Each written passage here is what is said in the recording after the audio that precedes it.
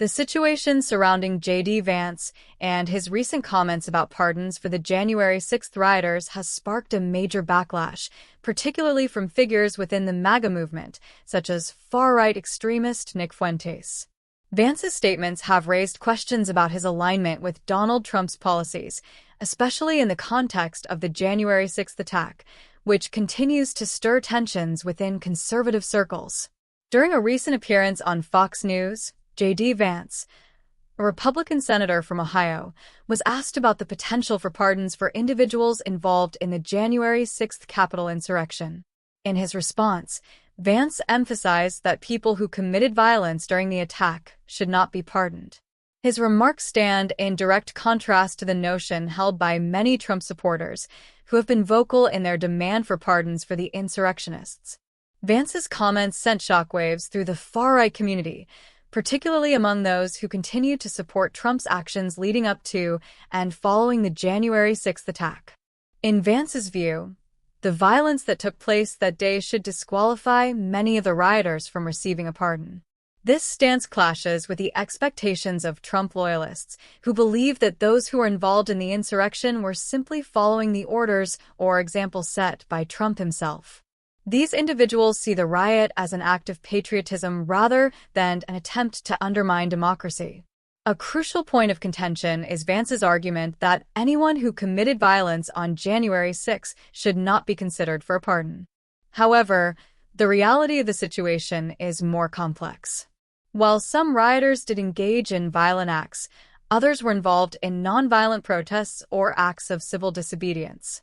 But as the trial and sentencing process unfolded, it became clear that many of those detained were involved in violent confrontations with law enforcement.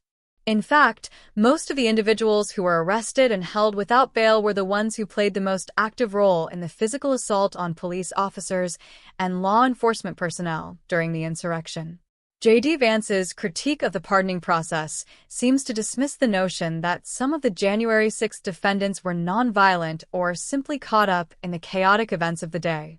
His focus on the violent participants, though understandable given the horrific scenes from that day, risks ignoring the broader spectrum of individuals involved in the insurrection.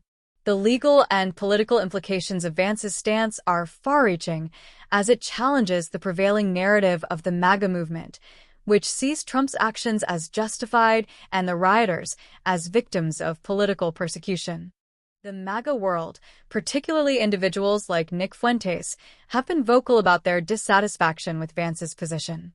Fuentes, a notorious far-right provocateur and self-identified white supremacist, posted on social media expressing frustration over Vance's comments. According to Fuentes, if Trump, as the former president, had received a get-out-of-jail-free card for his own legal issues, then it stands to reason that the January 6th rioters should also receive similar treatment. Fuentes' views reflect a broader sentiment within the far-right that sees the January 6th attackers as martyrs rather than criminals. This division within the Republican Party over the issue of pardoning the January 6th rioters is just one example of the deepening rift between figures like JD Vance and those who are staunch supporters of Trump and his actions. Vance's recent comments underscore the shifting dynamics within the GOP, as some members seek to distance themselves from Trump's more controversial stances, while others remain fully committed to supporting the former president and his base. It's clear that JD Vance is not the only Republican figure to have entered the fray over the issue of pardons for the January 6th rioters. However, his decision to criticize Trump's potential pardons has placed him in a precarious position. After his Fox News appearance, Vance attempted to walk back his comments, stating that he would still consider pardoning individuals who he believed had received unfair trials or who were unjustly incarcerated. This clarification, however, did little to quell the backlash from Trump's supporters, who saw it as a half-hearted attempt to appease both sides of the debate. The tension between Vance and Trump is not just ideological, but also strategic. Vance, who has positioned himself as a key ally to the former president, now finds himself in the position of having to defend his stance on pardons, a topic that has proven to be a point of contention within the Republican Party. It's unclear whether Vance's position will hold up in the long term or if he will ultimately align more closely with Trump's pro-pardon rhetoric.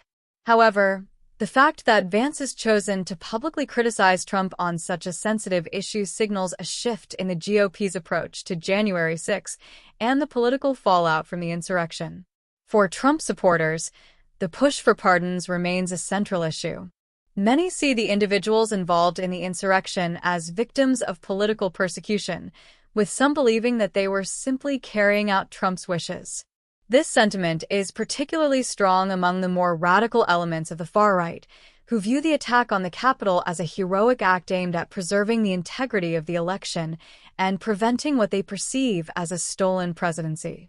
Meanwhile, legal experts and lawmakers have continued to examine the events of January 6, with many noting the severe nature of the violence that occurred. The scenes from that day were harrowing, with rioters assaulting police officers, smashing windows, and attempting to storm the halls of Congress. The aftermath of the attack has been marked by ongoing legal battles as prosecutors work to hold the rioters accountable for their actions. Despite the legal consequences for many of the rioters, there is a growing movement within the Republican Party to rally behind those individuals and seek pardons for them. This movement is led by figures like Fuentes, who believe that the rioters are martyrs who are simply acting in defense of their country and in support of Trump. Their efforts are fueled by a sense of injustice and a desire to rewrite the narrative surrounding the events of January 6. The question now is how the Democratic Party will respond to this growing division within the GOP. As the Republican Party continues to fracture over issues like pardons and the legacy of January 6, Democrats have an opportunity to exploit these tensions and drive a wedge between factions of the Republican base. The infighting between Vance, Trump, and the far right could provide Democrats with a potent weapon in the upcoming elections, particularly as the GOP grapples with how to handle the fallout from the Capitol insurrection.